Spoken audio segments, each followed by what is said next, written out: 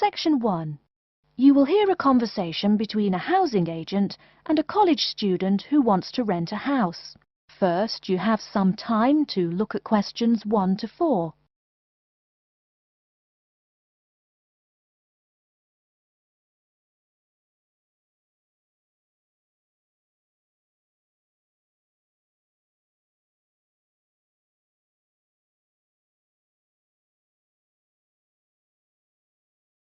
You will see that there is an example which has been done for you. On this occasion only, the conversation relating to this will be played first. Good afternoon and welcome to Habitat Hunters. You must be Joseph. Yes, that's right. You said on the phone that I could come by at 2 o'clock. Sorry, I'm a little early. No problem at all. In Calgary's market, you have to move fast if you want a good apartment. Actually, I'd settle for almost anything. I've been here 10 days and the hotel is ruining me. My father has me on a strict budget. Sit right down here now, sir. Let's talk a little about the places before we go have a look. Now, we have 4 apartments available. Okay. Could you tell me more about those 4 apartments? Sure. The first one is on Beetle Road, just a block off campus. It's a 3-bedroom with a bathroom and a living room and a great Italian restaurant right next to it. The agent says that the first apartment is a 3-bedroom apartment with a great Italian restaurant right next to it. So, restaurant has been written in the space. Now we shall begin. You should answer the questions as you listen, because you will not hear the recording a second time. Listen carefully and answer questions 1 to 4. Good afternoon and welcome to Habitat Hunters. You must be Joseph. Yes, that's right. You said on the phone that I could come by at 2 o'clock. Sorry, I'm a little early. No problem at all. In Calgary's market, you have to move fast if you want a good apartment. Actually, I'd settle for almost anything. I've been here 10 days and the hotel is ruining me. My father has me on a strict budget. Sit right down here now, sir. Let's talk a little about the places before we go have a look. Now, we have 4 apartments available. Okay. Could you tell me more about those 4 apartments? Sure. The first one is on Beetle Road, just a block off campus. It's a 3-bedroom with a bathroom and a living room and a great Italian restaurant right next to it. How much? Well, it's $435 a month, including internet and utilities. Okay, that sounds reasonable. Any drawbacks to the house? There's a really big garden, but it hasn't been taken care of over the years and is just too big to clean up nicely. That sounds okay. Tell me about the next option. The other 3-bedroom apartment is on Oakington Avenue on campus. It is right near the building where you have classes, and the kitchen and living room are newly furnished. Wow, that sounds like a pretty good option. Well, it is a cool apartment, but since it's a dormitory, the living room, bathroom, kitchen and washing machine are all shared. It would be nice not to have to buy living room furniture, though. And how much is this one? $400 per month for a bedroom with an air conditioner. For a bedroom without an air conditioner, you would pay less, $340 for it. Yikes. Even with the air conditioner, it sounds really inconvenient to have to share facilities. I'll never cook if I have to walk down the hall to use the kitchen. Yeah, that's true.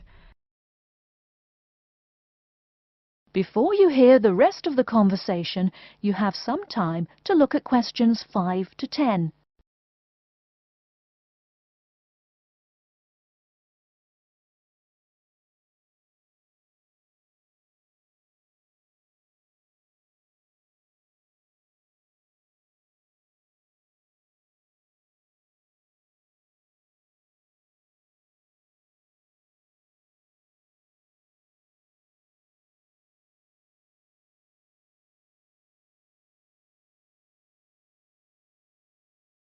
Now listen and answer questions 5 to 10. Anyway, the next place is a 2-bedroom on Mead Street. Oh, I like Mead Street. That's off campus, right? Yep, it's pretty cool, but it only has 2 bedrooms, plus a living room and a study. But I want to live together with my 2 friends. So you could make the study into a small bedroom if you end up living with them.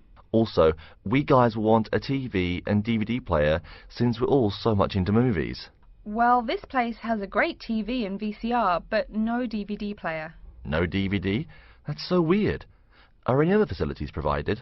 As you said, weird enough, it also comes with a wash basin. Is there a washing machine? I think we need that more than just a wash basin. I'm afraid there's no washing machine in the apartment. Wow, that's so old-fashioned. Maybe it's not the best choice for 3 college guys. How much is it? Well, it's $600 per month, but of course it would be cheaper if you made it into 3 bedrooms instead of 2. Where is the apartment located? It's 2500 Mead Street, where there are a lot of bars. It would be affordable, but it would get pretty noisy. And that sounds really expensive for an old place in a noisy area. How about the last place? This one's on campus in the Devon Close complex. It's a 1-bedroom, so it will be a little quieter than the Mead Street place. 1 bedroom, huh? That could be good for focusing on my studies. What else does it have? It comes with a living room and a study, and includes a really nice lamp in the study that has a bunch of different settings. You know what else is cool? There's a dining hall downstairs, so all evening meals are free. You can purchase breakfast and lunch, but meals after 6 p.m. are free. Wow, this place sounds too good to be true. Is it really expensive? It's all right, $500 per month, but there's no bathroom. What? No bathroom? Well, there's no bathroom in the apartment, but there's one at the end of the hall. Thanks. I think now I just have to decide whether I want to live alone or not. Yeah, which one do you prefer? I think I'd choose either this apartment or the one on Beetle Road. Okay, you'd better think about it, and then you can contact me ASAP. Fine. Thanks for your help. You're welcome. That is the end of section 1. You now have half a minute to check your answers.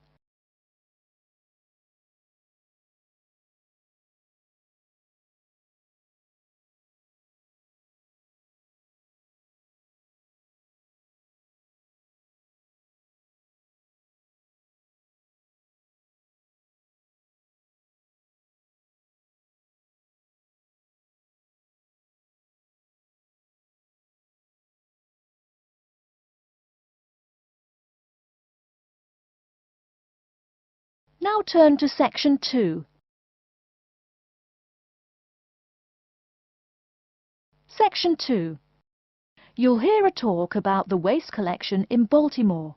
First, you have some time to look at questions 11 to 15.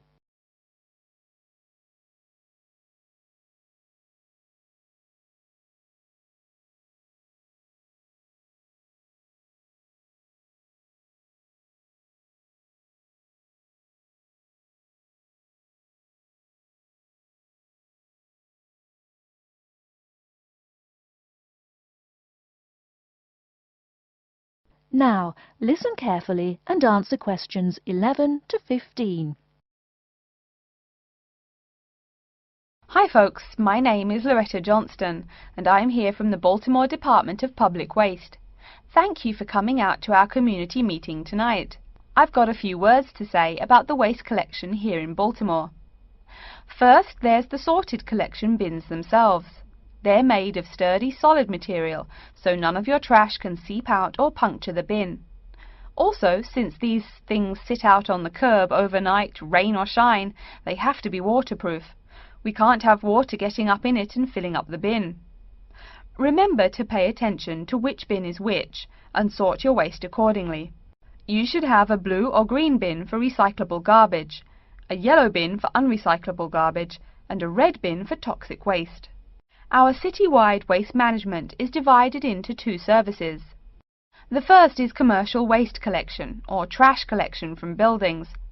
The majority of building waste is paper, which goes in the blue or green bins. You'll notice in your office buildings there are signs that warn you not to overfill these bins. All that paper adds up, and an overflowing bin is infinitely harder for collectors to carry to the truck and empty. Aside from paper, another large source of building waste is metals. Metals such as tin and aluminium can be put in the yellow recycle bins, but metals like lead and copper should be disposed of in the red bins. These heavy metals are harmful to the environment and exacerbate our city's existing pollution problem. That's about all the information you need for building waste. Moving on to the second service, household waste collection is probably what you primarily think of when you think of what we do here.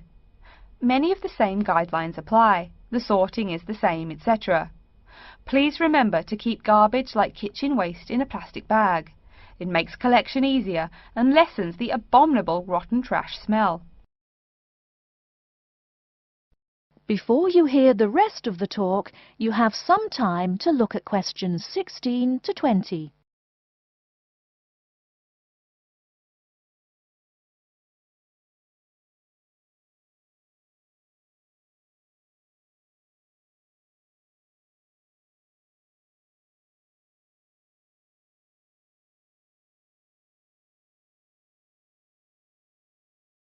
Now listen and answer questions 16 to 20.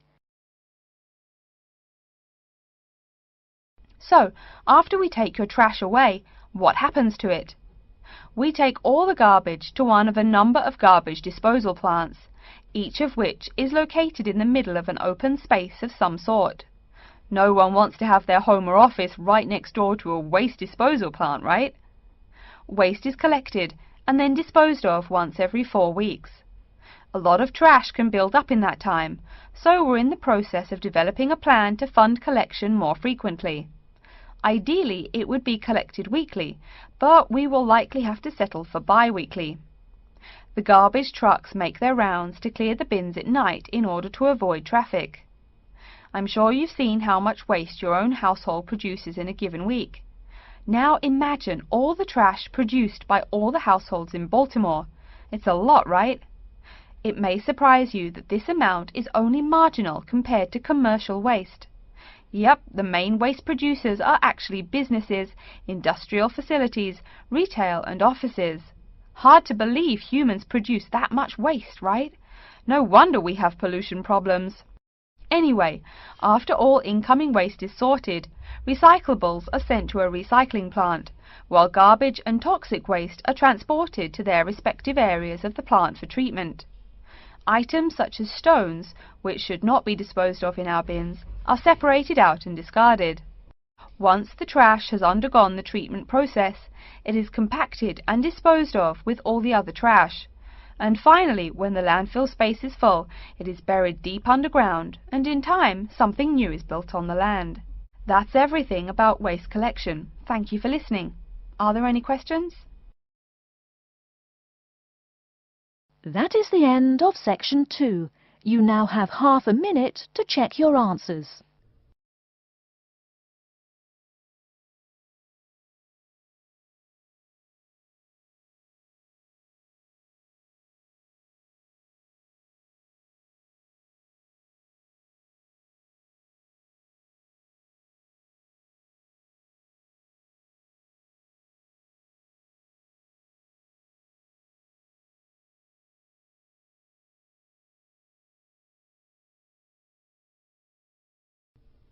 Now turn to section 3. Section 3. You will hear a student called Julie talking to her classmate named Ricky about a new essay that Professor Johnson assigned. First, you have some time to look at questions 21 to 24.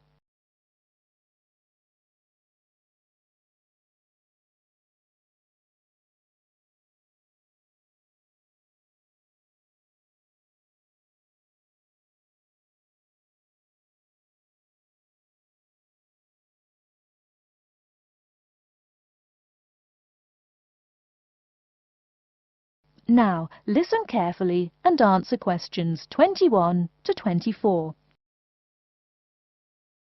Hi, Julie, it's Ricky. Hi Ricky, how are you? I noticed you weren't in psychology today. I'm feeling sick, so I didn't go to school today. Would you mind telling me what I missed in class? Sure thing. I'm sorry you're not feeling well. Anyway, we spent most of the class talking about a new essay that Professor Johnson assigned. You need to choose one of the bold headings from the note system and research it. Wow, I picked the wrong day to miss class, huh? You sure did. Could you tell me the specific requirements of this paper? Sure. You need to find scientific research that supports your claim as one of your references. It can be from some of the case studies we discussed in class, or you can find your own. Or even better, you can conduct your own research. I'm sure that would get you an A. Have you decided what you're going to do yet? Also, where are you getting your references? Yeah, I'm going to research facial recognition by infants. I've already found a few experiments in scientific journals. That would probably be a good start for you. There are tons of journals in the library. Great idea, thanks. I'm considering writing my essay on the effects of one of the psychotropic drugs we talked about in class. I'm sure there is lots of stuff about it on the internet. Are we allowed to use information from the internet? Sure, you can use that as long as it's not your main source for information. You'll probably want to cite some of the experiments we went over. Good idea, thanks. I'm going to try to find some information from a bunch of different sources. Before you hear the rest of the talk, you have some time to look at questions 25 to 30.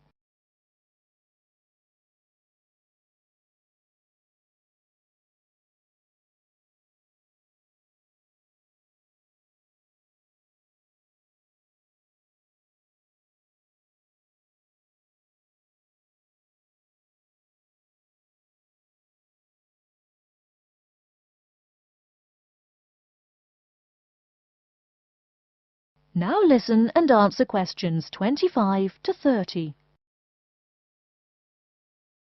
Are there any specifications on how the essay should be written? Yeah, Professor Johnson wants it double-spaced. It should be between 6 to 10 pages long. 6 to 10 pages? That's so much. Oh, it's going to take forever. I know, the whole class groaned when he said that. Anyway, you also need to put the title in italics and... Wait, each section heading or just the main heading? Only the main heading should be in italics. I think section titles are supposed to be in the same format, but maybe in bold. You'll have to check that in class next time. Oh, okay. So I take it that the report has to be typed, since there are so many requirements. What are the other formatting requirements? Yep, it's got to be typed. Aside from that, there are still a few more specifications. You should number each page. Make sure it goes up in the top right corner. Okay, I'll make sure to write that down. I always forget to number the pages. Do we need to title and date each page too? You need the shortened title on every page, but no need to include the date. That should just be on the cover page. Okay, thanks.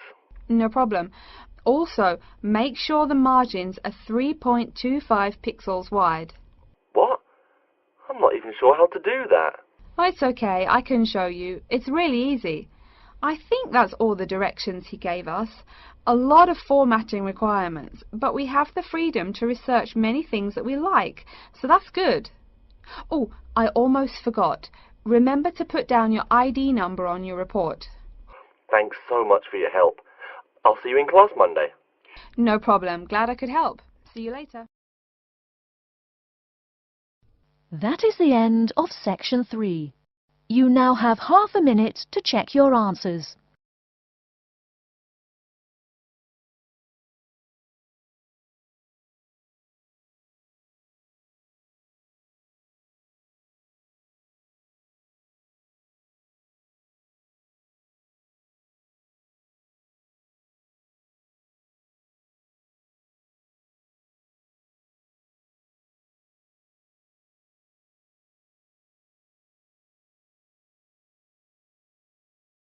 Now turn to section 4.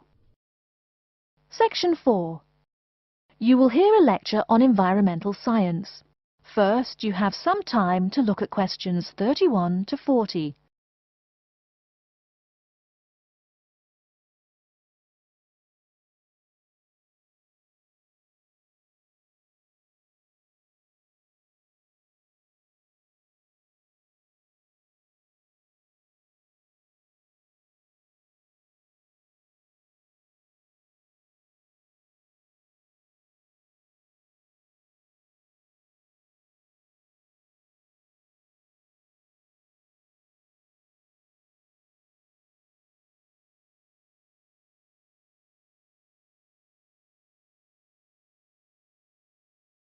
Now listen carefully and answer questions 31 to 40.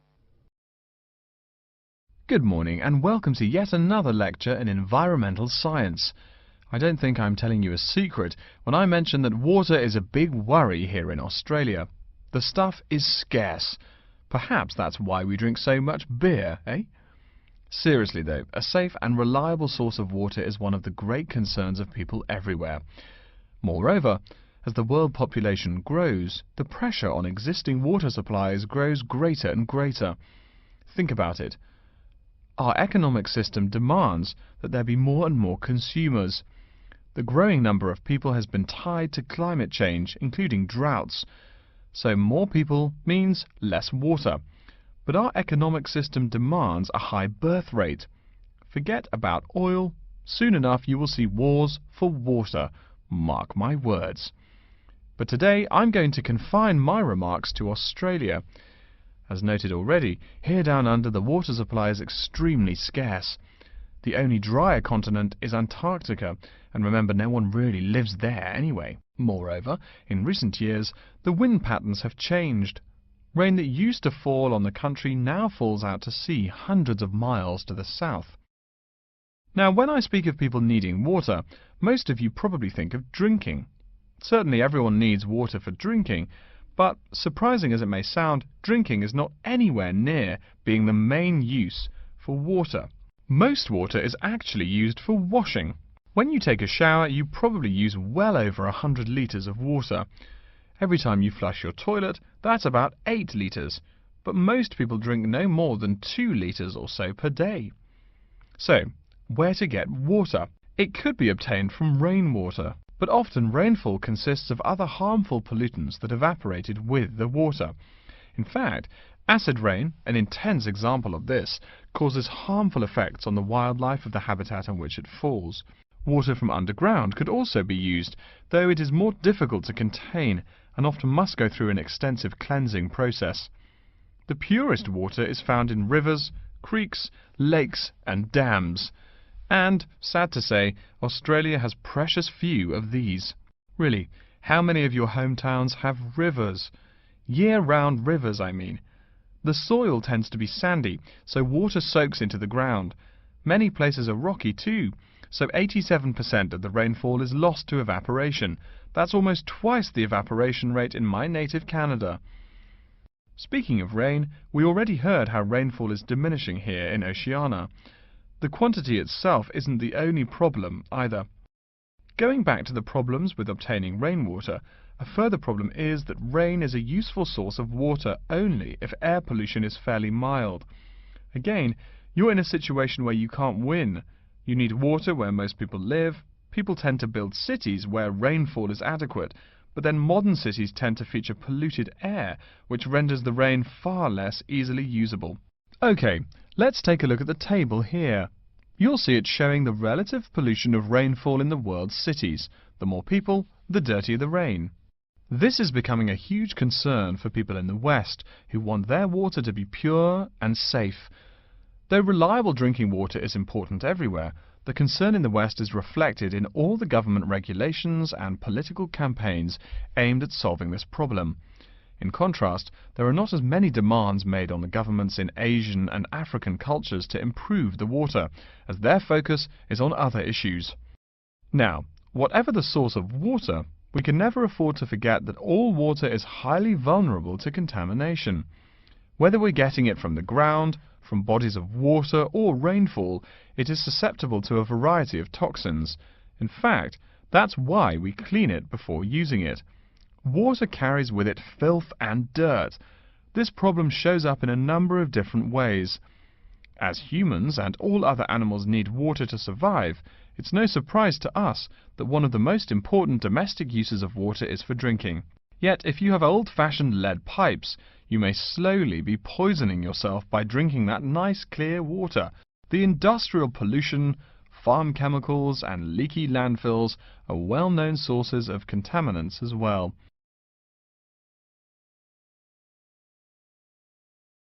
So what is being done to ensure we Australians a safe and steady supply of drinking water?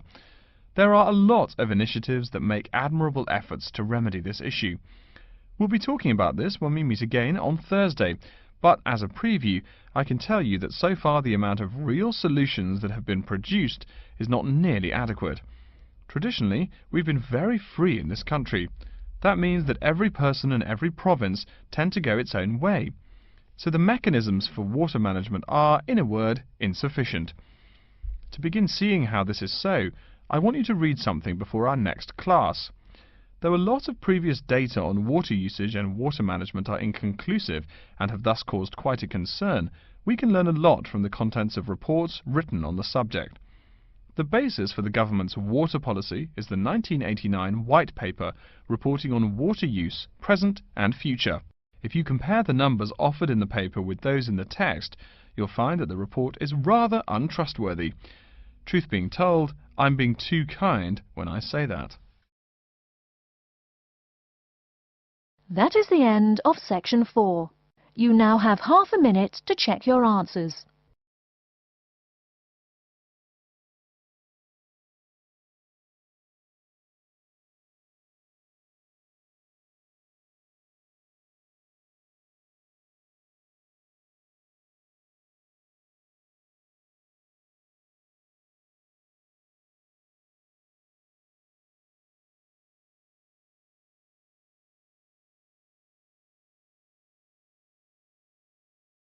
That is the end of the listening test. In the IELTS test, you will now have 10 minutes to transfer your answers to an answer sheet.